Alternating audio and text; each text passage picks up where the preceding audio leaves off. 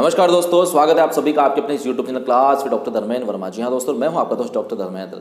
जी हाँ साथियों, बहुत सारी वैकेंसी आने वाली है। Third grade, second grade, school lecture, college lecturer. अब यहाँ पर जो कैंडिडेट्स तैयारी कर रहे हैं उनके सामने बहुत बड़ी समस्या ये है कि डिसीजन क्या लें कि कौन से एग्जाम की तैयारी शुरू करें। जी हाँ दोस्तों, क्योंकि वैकेंसी अब बहुत सारी है तो कन्फ्यूज हैं कि आखिर करें तो किसकी तैयारी करें। तो दोस्तों आज की इस वीडियो में इसी बात पर हम चर्चा करेंगे, पूरी तरह से विस्तार से बात करेंगे कि आपको क्या करना चाहिए ताकि आपको आगे जाकर के कोई दिक्कत नहीं हो और आपका सिलेक्शन आप सुनिश्चित कर सके। जी हाँ दोस्तों, चलिए शुरुआत करते हैं। उससे पहले मेरी आपसे रिक्वेस्ट, यदि आप चैनल पर नए हैं या फिर अभी तक चैनल को सब्सक्राइब नहीं किया तो प्लीज़ दोस्तों चैनल को सब्सक्राइब जरूर कर लीजिएगा, साथ ही बेल आइकन पर भी क्लिक कर लीजिएगा ताकि मेरे और आने वाले अच्छी वीडियोज़ की नोटिफिकेशन आपको मिलती रहे, उनका लाभ बेनिफिट आपको मिलता रहे। तो लीजिए शुरुआत करते हैं आज के इस टॉपिक की।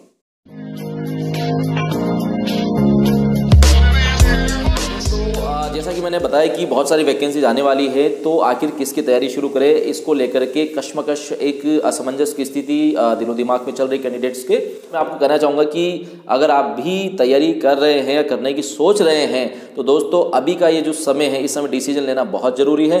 क्योंकि कुछ लोग जो हैं तैयारी कर रहे हैं, कुछ कैंडिडेट्स हैं वो ये सोचते हैं कि जब वैकेंसी आ जाएगी कि जो वैकेंसी पहले आएगी उसकी तैयारी हम शुरू कर देंगे, लेकिन ऐसा नहीं करना है। जी हाँ दोस्तों, क्योंकि वैकेंसियाँ लगभग ये मान के चलिए ज़्यादा इनमें गैप नहीं रहेगा। तो वैकेंसी जो पहले आएगी उसकी तैयारी पहले करें या बाद में आएगी उसकी तैयारी बाद में करें, तो ऐसा आपको नहीं सोचना है, बल्कि आपको खुद से पूछना है कि आप कौन से एग्ज़ाम की तैयारी बेस्ट कर सकते हैं और अपनी एक सीट पक्की कर सकते हैं। तो उसकी तैयारी आज और अभी से ही शुरू कर देनी चाहिए। जी हाँ दोस्तों, तो चलिए सबसे पहले बात करते हैं रीट की, यानी कि थर्ड ग्रेड टीचर की। जी हाँ दोस्तों, जैसा कि आपको पता है कि रीट का जो लेवल सेकंड है उसका जो एग्ज़ाम है वो भी कैंसिल कर दिया गया है। जो हो चुका था, जो एग्ज़ाम हो चुका था उसको कैंसिल कर दिया गया है, यानी कि अब लेवल फर्स्ट की ही जो है कट ऑफ है, रिजल्ट है वो आएगा।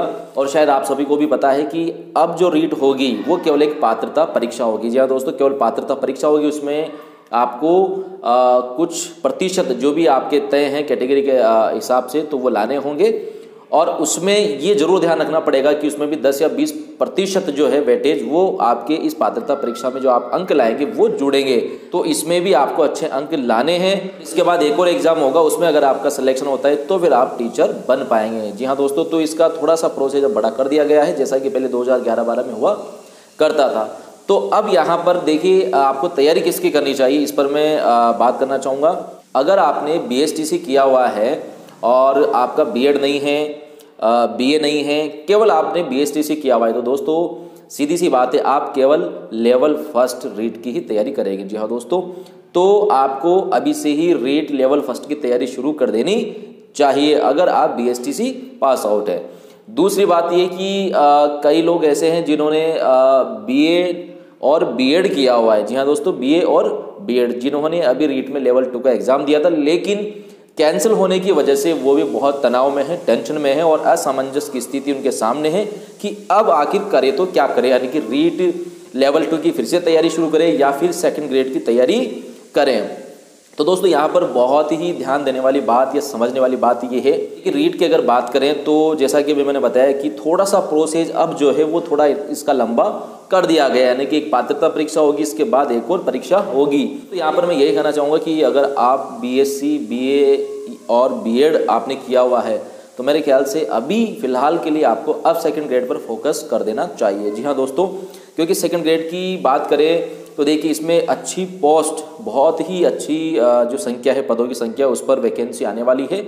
और कई लोग कहते हैं कि सर थर्ड ग्रेड में काफ़ी ज़्यादा संख्या में जो है वो पोस्ट निकलती है, सेकंड ग्रेड में कम है। तो देखिए पोस्ट की अगर बात करें, अगर आप इस तरीके से देख करके तैयारी करते हैं तो मेरे ख्याल से गलत है, क्योंकि उसमें उतने ही ज़्यादा कैंडिडेट्स भी बैठते हैं। तो अनुपात तो लगभग हर एग्ज़ाम में इतना ही होता है।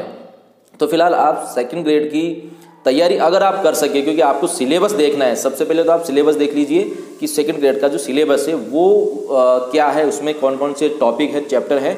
अगर आपको लगे कि आप सेकंड ग्रेड की जो तैयारी है वो बहुत अच्छे से कर सकते हैं, उसका जो सिलेबस है उसको अच्छे से कवर कर सकते हैं, ज़्यादा कुछ दिक्कत आपको होने वाली नहीं है, तो सेकंड ग्रेड पे आपको फोकस करना चाहिए।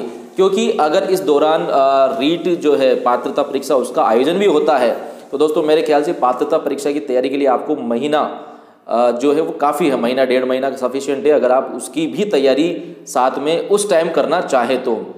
और ये शायद डिपेंड करेगा जो सेकंड ग्रेड की डेट है, एग्ज़ाम डेट, वो कितना रीट के आगे या पीछे हैं। तो अगर आपको समय मिलता है तो आप कर सकते हैं, अदरवाइज आप सेकंड ग्रेड पर ही अपना फोकस बनाए रख सकते हैं। लेकिन आपको डिसीजन एक का ही अभी फ़िलहाल लेना है, तो मेरे ख्याल से आपको सेकंड ग्रेड पर फोकस करना चाहिए अभी। बाकी क्योंकि रीट का अभी कोई भरोसा नहीं है, कब हो कब नहीं हो, तो अभी फ़िलहाल के लिए आपको सेकंड ग्रेड पर ही फोकस करना चाहिए। तो चलिए दोस्तों, अब बढ़ते हैं आगे, बात करते हैं अगर आपने बीएससी बीएड या बीए बीएड किया हुआ है और साथ में एमए भी किया हुआ है, तो अब आपके सामने एक और दुविधा है कि सेकंड ग्रेड की तैयारी करें या स्कूल लेक्चरर की तैयारी करें। तो जी हाँ दोस्तों, इसके लिए मैं आपको कहना चाहूँगा, देखिए अगर आपकी पकड़ सब्जेक्ट पे बहुत अच्छी है, अगर आप ये मानते हैं कि मेरा सब्जेक्ट बहुत अच्छा है और मैं सब्जेक्ट में बहुत अच्छे मार्क्स लेकर के आ सकता हूँ, तो फर्स्ट ग्रेड वैकेंसी आपके लिए सबसे बेस्ट है। दोस्तों यहाँ पर मैं बताना चाहूँगा, देखिए सेकंड ग्रेड और स्कूल लेक्चरर दोनों में सब्जेक्ट की बात करें तो लगभग ज़्यादा अंतर नहीं है। केवल आपको फर्स्ट ग्रेड में 11वीं 12वीं किताबें पढ़नी है और सेकंड ग्रेड में 9th से 12th तक की किताबें पढ़नी है। और इसके अलावा जो आपका स्नातक और स्नातकोत्तर का जो पाठ्यक्रम है वो भी आपके सिलेबस में, तो उसको आपको पढ़ना है। तो ज़्यादा कुछ अंतर नहीं है। अगर आप स्कूल लेक्चरर की तैयारी भी ढंग से करेंगे, अभी से शुरुआत करेंगे, तो ये मान के चलिए कि आपकी सेकंड ग्रेड की भी तैयारी साथ में होती रहेगी। तो यहाँ पर कुल मिलाकर के निष्कर्ष ये निकलता है कि अगर आपका सब्जेक्ट बढ़िया है, एमए आपने किया हुआ है, तो आपकी स्कूल लेक्चरर की तैयारी बहुत अच्छे से अभी से ही शुरू कर देनी चाहिए। और इसी के साथ दोस्तों बात करते हैं कॉलेज लेक्चरर की। जी हाँ दोस्तों, कुछ कैंडिडेट्स ऐसे हैं जो कंफ्यूज है कि स्कूल लेक्चरर की तैयारी करें या कॉलेज लेक्चरर की तैयारी करें।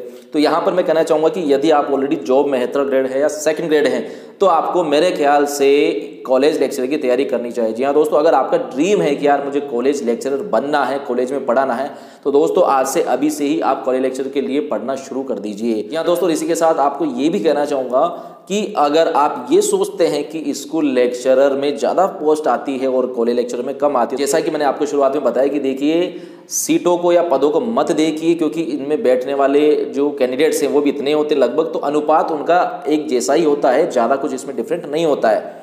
फिर भी अगर आपको यकीन है खुद के ऊपर कि आप अपने सब्जेक्ट को अच्छे से कवर कर सकते हैं, सिलेबस है उसको अच्छे से कवर कर सकते हैं, और आप में अगर जुनून है, पागलपन है, सनक है कि यार मुझे कॉलेज लेक्चर बनना है, तो आपको कॉलेज लेक्चर की तैयारी करनी चाहिए। क्योंकि दोस्तों अगर आप कॉलेज लेक्चर की तैयारी करते हैं और सब्जेक्ट को बहुत अच्छा आप तैयार करते हैं, तो यकीन मानिए कि स्कूल लेक्चरर का काफ़ी सिलेबस तो आपका अपने आप ही कंप्लीट हो जाएगा। जी हाँ दोस्तों, क्योंकि कॉलेज लेक्चर को पढ़ते पढ़ते आपका स्कूल लेक्चरर का भी बहुत सा सिलेबस कंप्लीट हो जाएगा। केवल फर्स्ट पेपर की बात रहेगी, तो फर्स्ट पेपर को आप जैसे ही जो एग्जाम पहले हो उस हिसाब से थोड़ा टाइम निकाल करके, एक्स्ट्रा टाइम दे करके आप तैयारी उस समय कर सकते हैं। तो कुल मिलाकर के बात ये है, निष्कर्ष ये निकलता है कि आपको ज़्यादा टेंशन नहीं लेनी है, ज़्यादा परेशान नहीं होना है और सोचने में पूरा टाइम बर्बाद नहीं करना है। क्योंकि दोस्तों अब आपको सोचना नहीं है, बल्कि आपको शुरुआत करनी है। जी हाँ दोस्तों, क्योंकि अभी पीछे जो रीट एग्ज़ाम रद्द हुआ उससे ही बहुत सारे लोग तनाव में, बहुत सारा आपका जो समय है और पैसा है वो कहीं ना कहीं उसका नुकसान हुआ है। लेकिन दोस्तों उसका रद्द होना भी ज़रूरी था, क्योंकि जिस तरीके से पेपर आउट हुआ है वो सब